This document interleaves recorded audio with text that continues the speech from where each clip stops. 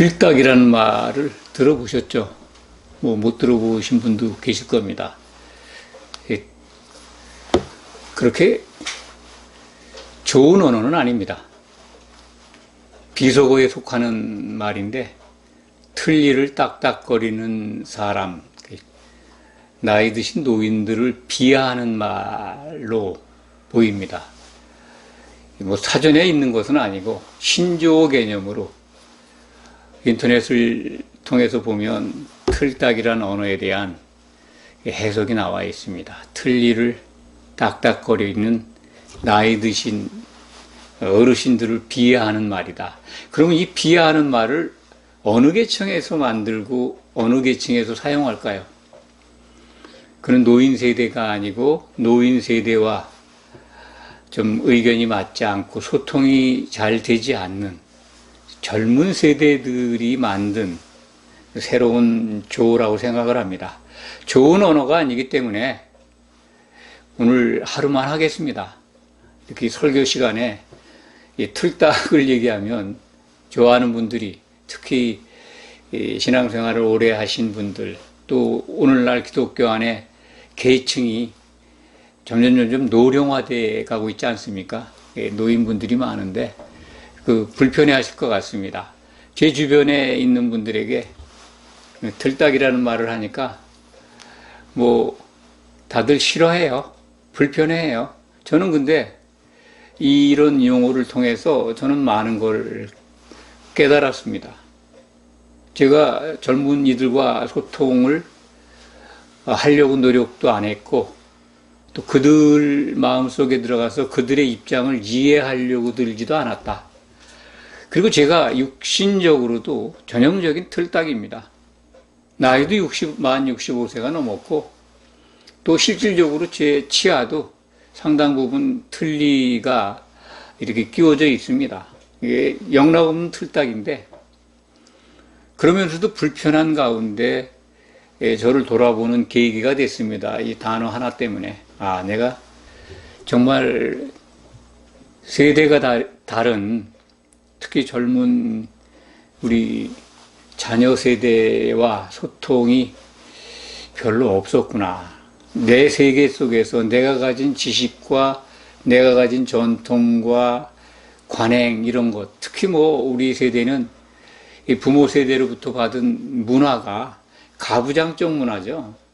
그리고 가정에서는 뭐 매우 권위주의적이고, 그리고 우리가 성장하면서 공부한 시간이나 또 사회생활 해온, 경제활동해온 시기가 상당 부분 권위주의 시대에 살아왔습니다. 그래서 권위주의에 익숙해요. 오히려 그거를 더 즐기는 그런 세대인 것 같습니다. 사회적으로, 문화적으로, 정치적으로도 은근히 나이 드신 저 같은, 뭐 다른 분들은 뭐 안 그런 분들도 있겠습니다만, 저는 그런 생각이 있었지 않는가 하는 걸 되돌아보게 되었습니다. 그래서 권위주의적으로 살아온 제가 이제부터라도 틀딱 소리를 안 들으려면 그들 세계에 접근해서 그들과 소통해야 되겠다. 특히 동양권 사회가 그렇습니다. 외국 서양권 사회는 나이 드신 분이나 젊은이들이나 대화가 되면 그렇게 친구처럼 자연스럽게 오래 대화하고 이야기한다고 그럽니다.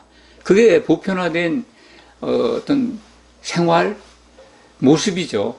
그들이 만든 사회 문화의 전통입니다. 아주 좋은 거죠. 나이 불문하고 대화가 되는, 또 소통이 되는, 또 뜻이 같고 생각이 같으면 하루 종일 친구처럼 말하면서 시간을 보내고 차 마시고 그렇게 지낸다고 합니다. 전혀 자연스럽지가 않죠.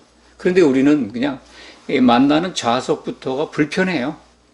대화의 장도 마련되지 않고, 소통의 테마도 형성되지 않고, 그래서 그냥 갈등 구조로만 가지고 지금까지 온 것 아닌가. 오죽하면 젊은 세대가 틀니를 딱딱거리는 노인 세대를 비하하겠습니까?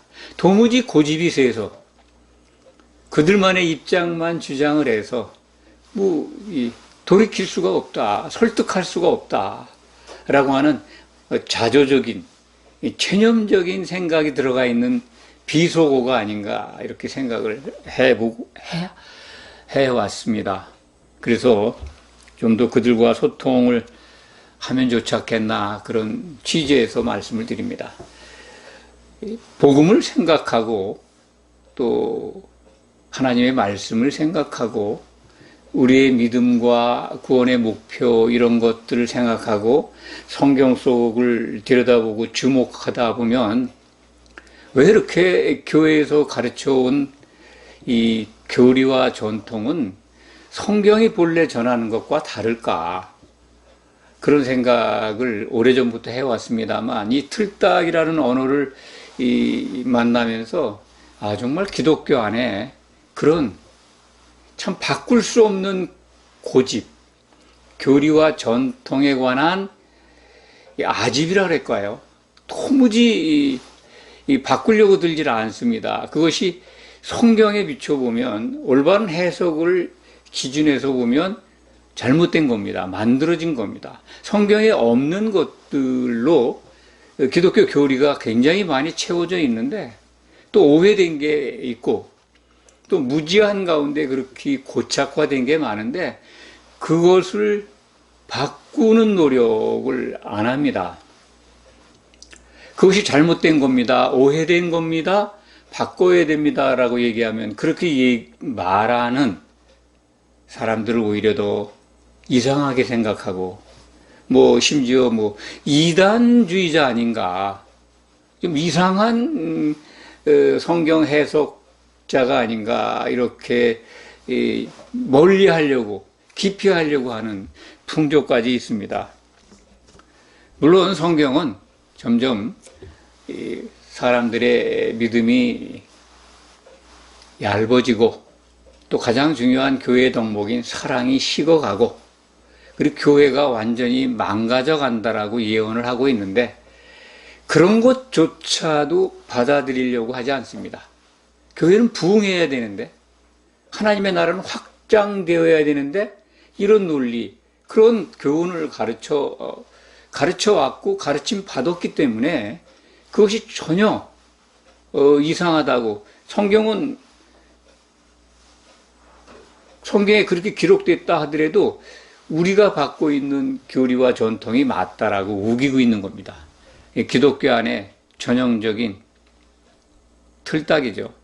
그것은 신앙생활을 오래 하신 분, 또 나이 드신 분, 연로하신 분들을 지칭하는 게 아닙니다.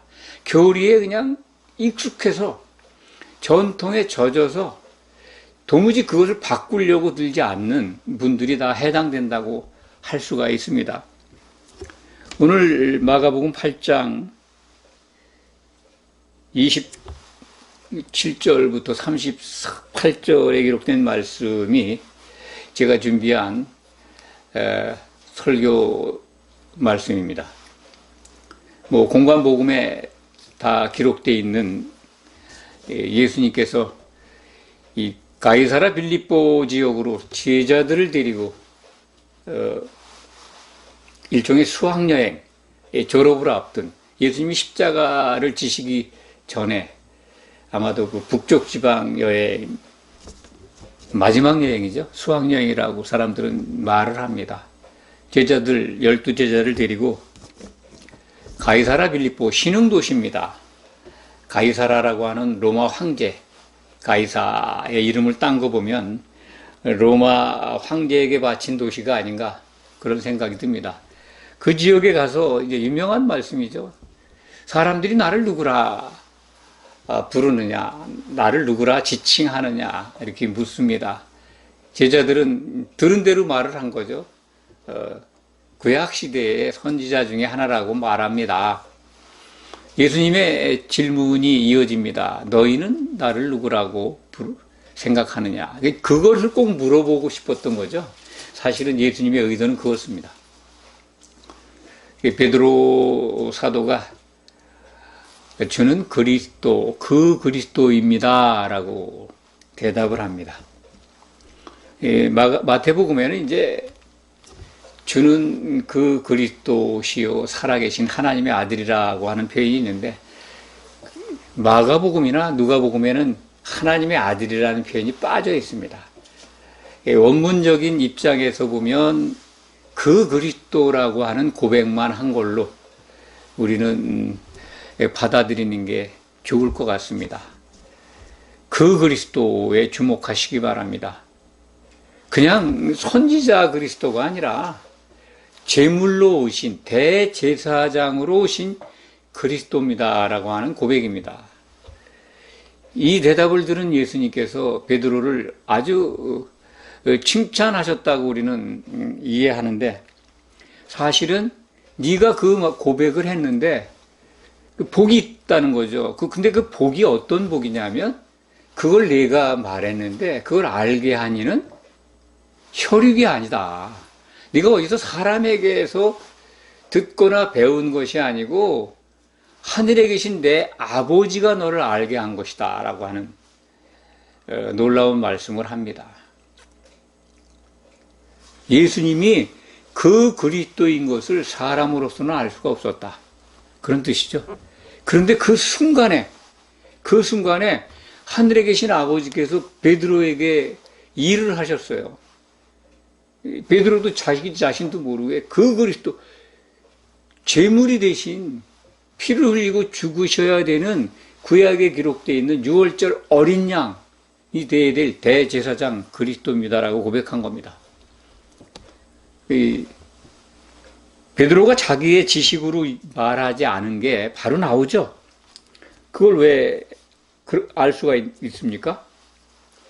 예수님이 그때서야 비로소 내가 진짜 그 대제사장직을 수행하기 위해서 예루살렘에 올라가서 고난을 받고 십자가에 죽임을 당해야 되는데, 그럼 사흘 만에 내가 살아날 거야 라고 얘기하니까 베드로가 뭐라고 항변합니까? 절대 그런 일이 일어나서는 안 된다는 거죠. 베드로가 하나님의 그 그리스도라고 고백을 했는데 잠깐 1분도 안 돼서 그걸 부인하고 있어요. 그러면 안 된다고. 아니, 그러니까 베드로의 지식이나 실력으로 예수님을 알아본 게 아니죠. 그게 바로 이 증거입니다. 금방 성경 속에서 우리는 확인할 수 있습니다. 그 베드로를 사탄아 내 뒤로 물러가라. 너는 나를 넘어지게 하는 자로다. 하나님의 일을 생각하지 아니하고 도리어 사람의 일을 생각하는도다. 마태복음에는 이제 나를 넘어지게 하는 자로다. 예수님을 넘어뜨린다는 게 뭘까요? 예수님의 일을 회방해서 하나님의 일을 무너지게 하는 거죠. 하나님의 일이 성취되지 못하도록 회방하는 것. 그 자가 누굽니까? 여기 나와 있는 사탄이죠. 하나님의 일이 있습니다. 하나님의 일이 진행되고 있어요. 그걸 진행시키기 위해서 가장 중요한, 예수님이 이 땅에 사람으로 오셨고 피를 흘려서 십자가에서 죽으시고 피를 흘려야 돼요. 그래야 교회를 사야 돼요. 하나님의 일은 교회를 세우는 거니까요. 교회를 세우기 위해서는 예수님이 피를 흘려야 되는데 그 일이 일어나면 안 된다고 하니까 하나님의 일을 회방하는 마귀, 그 사탄의 일을 네가 생각하고 있다. 그래서 그 일을 생각하는 자를, 베드로를 사탄아 물러가라 라고 야단친 겁니다. 하나님의 일을 먼저 좀 설명을 드려야 될 것 같습니다. 하나님의 일을 다들 기억을 하시죠? 하나님의 세우신 뜻, 그 안에 있습니다. 그 뜻을 이루시기 위해서 하고 있는 일이 하나님의 일입니다. 하나님의 뜻이 처음으로 성경에 공개된 것은 창세기 2장 24절에 기록되어 있습니다. 아담이 부모를 떠나서 그의 아내와 합하여 한 몸을 이루는 것이 하나님의 계획이고 하나님이 반드시 이루실 일이라는 겁니다. 그것이 이제 에베소서 신약시대의 사도들에게 의해서 그것이 감춰졌던 하나님의 큰 비밀이었는데 공개가 되면서 그게 바로 아담과 그의 아내의 결혼이 그리스도와 교회가 결혼해서 한 몸을 이루게 하는 것과 같다. 그 얘기가 그 얘기라는 그런 놀라운 비밀을 공개합니다. 에베소서 5장 31절에 기록되어 있는 말씀이고 32절에는 이 비밀이 굉장히 큰 비밀, 메가 미스테리다 라고 선언하는 겁니다. 그리스도가 신랑이 되고 교회가 신부가 되어서 결혼을 하는 것, 그것이 하나님의 큰 비밀이고 하나님의 일이고 그 일을 위해서 하나님은 지금 쉬지 않고 일하고 계시는데 베드로 내가 그 일을 이제 첫 단추를 꿰야 되는데 그 일이 일어나서는 안 된다고 항변을 하니 네가 사탄의 일을 생각하는 것 아니냐. 하나님의 일을 회방해서 하나님의 사업이 되지를 못하게 하고 예수님을 무너지게 하는 그런 그런 말을 베드로가 했다는 겁니다. 다들 이 부분은 다 아실 겁니다. 하나님의 일과 사탄의 일인데 사탄의 일을 예수님은 사람의 일을 생각한다라고 지적을 하십니다. 오늘 보시면 33절에 예수께서 돌이키사 제자들을 보시고 베드로를 꾸짖어 이르시되 사탄아 내 뒤로 물러가라. 내가 하나님의 일을 생각하지 아니하고 도리어 사람의 일을 생각하는도다. 그렇습니다. 사탄의 일인데 회방은 사람의 일로 표현하셨어요. 하나님의 일과 사람의 일을 이렇게 정확하게 대조하고 있습니다. 왜 사람의 일이라고 하셨을까? 하나님의 일보다는 사람의 편리함, 사람의 유익함, 사람의 생각 속에서 나오는 꿈꾸는 것, 사람의 생각 속에 있는 바라는 것, 그것을 위해서 말하는 거 아닙니까? 그러니까 사람의 일이 이루어지기를 네가 바라고 있는 것 아니야. 네 개인적인 욕망을 생각하는 것 아닌가. 그것을 갖고서 생각을 하고 있다면, 그런 생각, 사람의 생각을 가지고 있다면 하나님의 일을 생각하지 않는 거라는 겁니다. 그러면 그 생각, 그게 사탄이 준 거랍니다. 굉장히 무서운 말씀입니다. 우리들이 어떤 생각 속에서 어떤 말을 갖고 있습니까? 사탄이 주는 생각 속에서 사람의 입장에서 신앙생활을 하고 있다면 다 사탄아 물러가라 라는 소리를 듣게 됩니다. 내가 얼핏 무심코 말을 한다 하더라도 하나님의 일을 회방하는 말이라든지 하나님의 일과는 무관한 생각 속에서 나온 말이라면 사람의 일을 생각하는 그것을 준 마귀가 준 말을 하는 겁니다.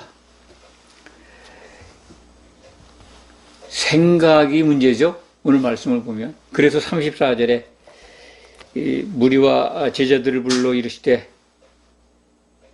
무리하고 제자들을 불러 또 말씀하세요. 누구든지 나를 따라오려거든 자기를 부인하고 자기 십자가를 지고 나를 따를 것이니라.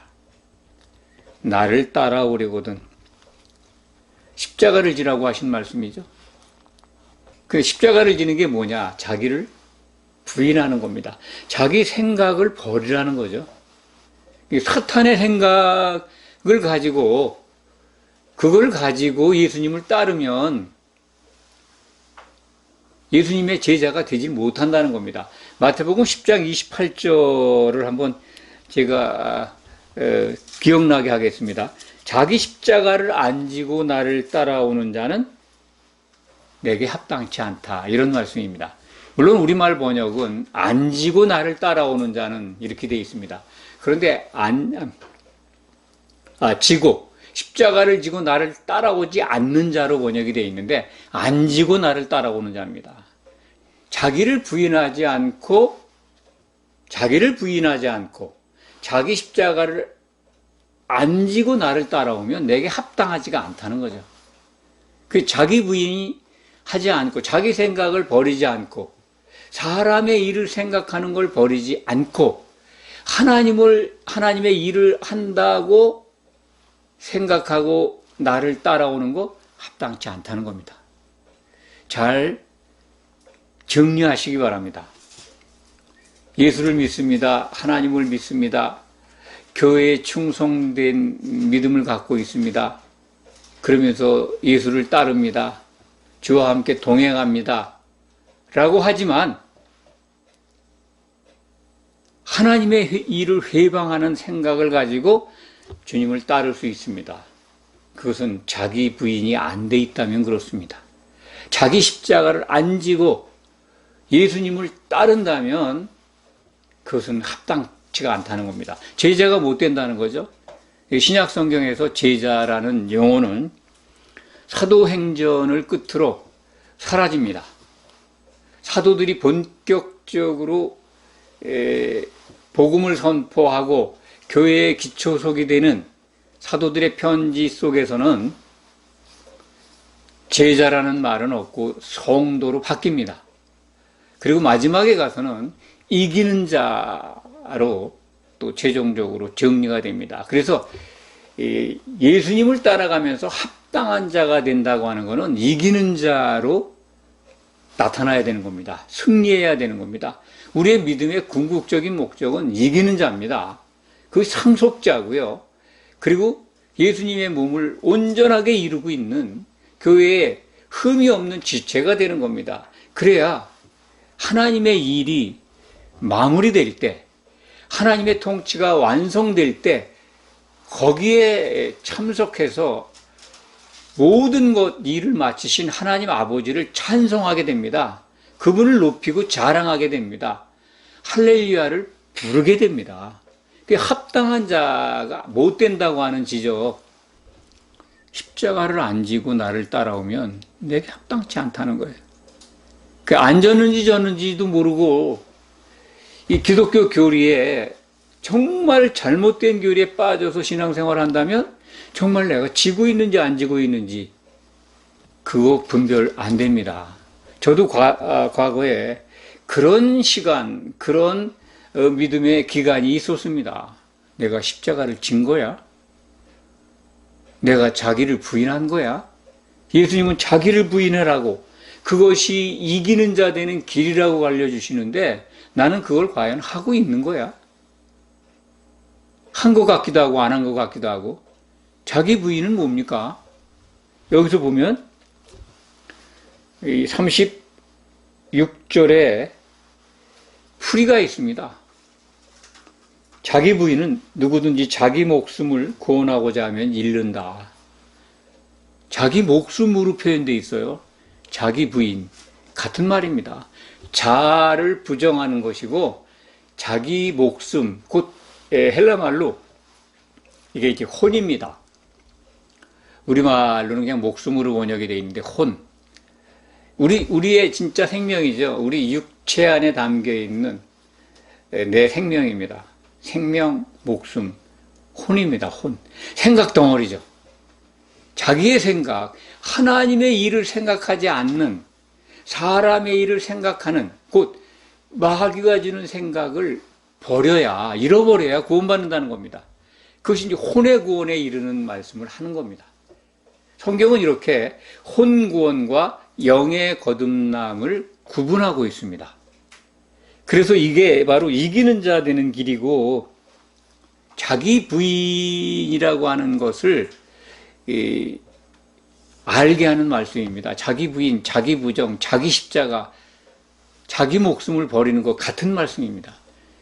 사람의 일을 생각하는 하나님의 일이 아니고 사람의 일을 생각하는 그 모든 생각 덩어리, 그게 다 제 십자가를 짐으로써 버려야 될 것들입니다. 내 생각 버리는 거죠. 하나님의 일과 상충되는 생각. 그렇다면 그거 내가 지금 생각하고 있고 품고 있는 일, 사람의 일인가? 내 생각 속에서 나온 것들인가? 하나님의 일과는 어떻게 다른가를 보려면 어떻게 해야 되겠습니까? 사도들의 말을 들어야 합니다. 신약 성경을 보면 하나님의 일인지 사람의 일인지 알 수 있어요. 예수님은 그걸 딱 집어서 나와 복음을 위해서 자기 목숨, 자기 생각을 버리면 혼의 구원을 받는다는 겁니다. 이기는 자가 된다는 겁니다. 그 말씀이 36절에 기록되어 있는 거고요. 38절은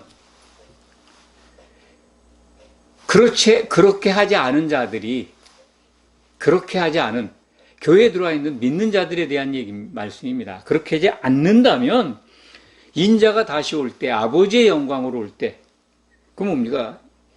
예수님이 재림하실 때, 그때 자기 생각을 버리지 않고 자기 부인을 하지 않고 사람의 일을 생각하면서 신앙생활한 자들을 부끄러워하신다는 겁니다. 예수님은 부끄러워하신다고 말씀하셨지만 이거는 뭡니까? 심판이죠. 기독교인들이 심판받는, 예수님이 재림하실 때 행하는 심판은요, 혼인 만찬에 들어가고 천년 왕국에 들어가는 그 혼구원을 받은 자들은 그런 영광에 들어가지만 거기서 부끄러움 받는 자들은 어디 갑니까? 불 섞인 유리바다 지옥에 던져집니다. 그 말씀을 하는 거예요. 아직 공생의 초기라, 공생의 초기는 아닙니다. 이 말씀을 할 때는 십자가를 앞두고 계신 입장이죠. 십자가를 앉으신 입장이기 때문에 정확하게 그 심판에 대해서 아주 선명하게 이게 지옥에 가는 걸 말하는 거야 라고 말씀은 안 하시지만 이것이 영접받는 자가 있고 추방당하는 자가 있다고 하는 다른 복음서의 기록을 꼭 기억하시기 바랍니다. 그렇다면 사람의 일, 사탄이 주는 생각, 자기 부인이 안 된 것들, 기독교 안에 교리와 전통에 빠져 있는 고집들, 그 몇 가지만 소개해드리고 마무리하겠습니다. 너무나 많이 있습니다. 하나님의 일을 회방하는 사람의 생각에서 온 교리와 전통, 얼마나 많은지 아십니까? 그런데 그걸 말씀드려도 불편해 한다고 그랬잖아요. 안 받아들여요. 이제 귀 있는 분들은 꼭 마음에 담으시기 바랍니다. 먼저 세례부터 오해하고 있습니다. 예수님은 성령 세례 베푸는 분입니다. 예수님께 받아야 될 세례가 있다면 성령 세례입니다. 예수님은 물 세례 주신 적이 없어요. 그리고 세례 요한도 자기는 물 세례를 주는데 예수님은 성령 세례 베풀 뿐이라고. 그러면 예수님의 이름을 부르면서 예수를 따라가는 우리는 성령 세례가 중요하죠. 성령 세례 받아야죠. 근데 그 세례를 물 세례 받으면 성령 세례 받는 걸로 오해하고 있습니다. 그 기독교가 만든 아주 고약한 전통입니다. 그거 바로 잡으시라고 말씀드려도 절대로 돌이키지 않습니다. 그럴까? 2000년 동안 물세례 해왔는데 어느 누구도 그 얘기 안 했는데 그거 말하는 사람이 바보죠. 정말 기독교 안에 고집과 아집과 무지가 너무나 많이 깔려 있습니다. 세례에 관한 오해뿐만이 아니라 천국에 관한 오해도 그동안 기회 있을 적마다 많이 말씀드렸습니다. 하나님의 나라는 죽어서 가는 게 아니라 하나님의 나라는 이미 임해 있다라고 하는 예수님의 말씀을 주목하라고. 세례 요한 때부터 천국은 애쓰는 자들에 의해서 침노당한다. 정말 성령 세례를 받고 천국 안에 들어와서 교회의 지체로서 흠이 없이 세워져야 된다라고 하는 것이 신약 성경의 가르침입니다. 죽어서 천국 가는 게 아니에요. 죽어서 천국 가는 거는요, 죽은 다음에는, 예수님 다시 오신 다음에 그리스도의 심판대 앞에 서서 심판받게 되고요. 그 다음에 합격자들이 가는 곳이 이른바 천년왕국, 천국입니다. 진짜 천국. 죽으면 천년왕국에 바로 간다? 아니요. 예수님 오셔야 그 나라가 열립니다. 전부 다 죽으면 천국 간다고 믿기만 하면 천국 간다는 것 때문에 사람이 죽으면 그냥 천국 환송 예배 드리잖아요. 사람이 영이 몸을 떠나면 죽은 자들이 그 혼이 가서 대기하는 낙원에 가서 쉬게 됩니다. 믿었던 자들은. 믿지 않은 자들은 고통스러운 음부에 가 있고요. 그것이 성경이 밝히 알려주는 정확한 신약 성경에 기록되어 있는 내용입니다. 그것뿐만이 아니죠.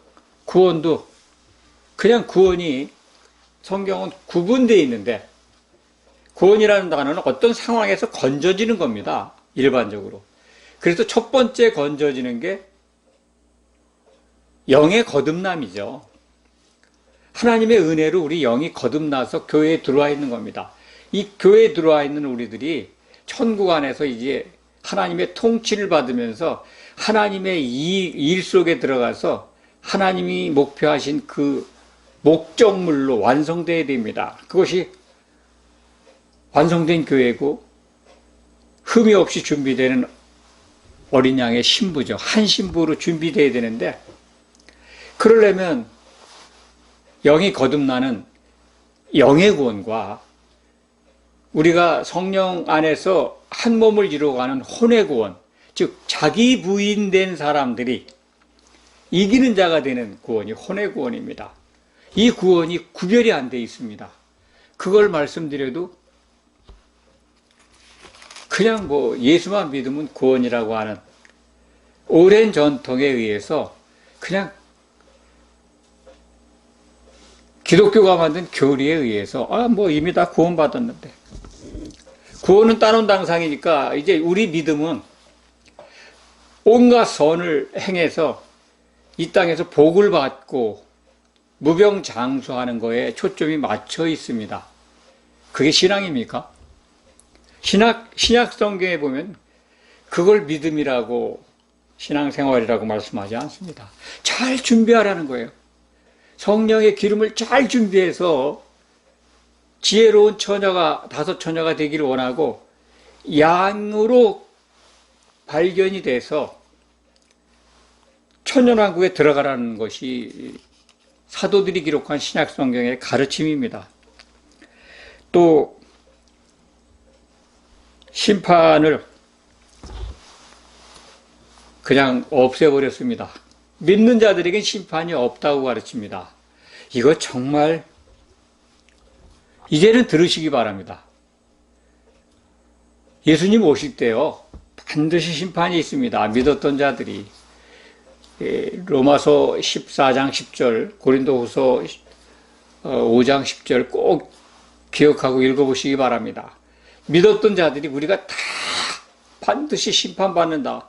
그리스도의 심판대 앞에 선다는 거예요.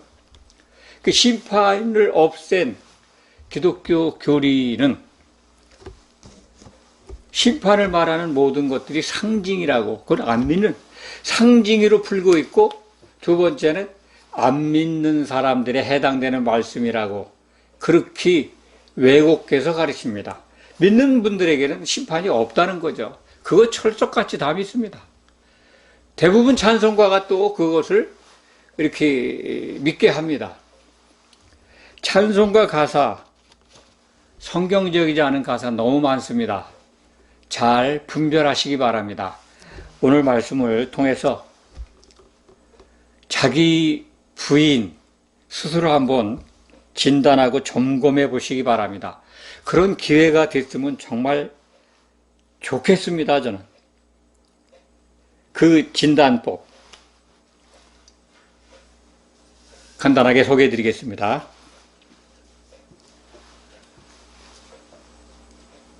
내게 믿음이 있는가 한번 스스로 생각해 보시기 바랍니다. 그 믿음은 예수 그리스도께서 이루신 믿음입니다. 하나님이 세우신 그 일이 성취되기까지 예수님의 모든 일정 안으로 들어가는 믿음입니다. 다시 오시는 예수님, 심판하실 예수님까지 바라보는 믿음. 그게 있습니까? 두 번째는 정말 내가 믿음 생활하면서 세상에 없는 평화가 임해 있다. 그것을 스스로 한번 점검해 보시기 바랍니다.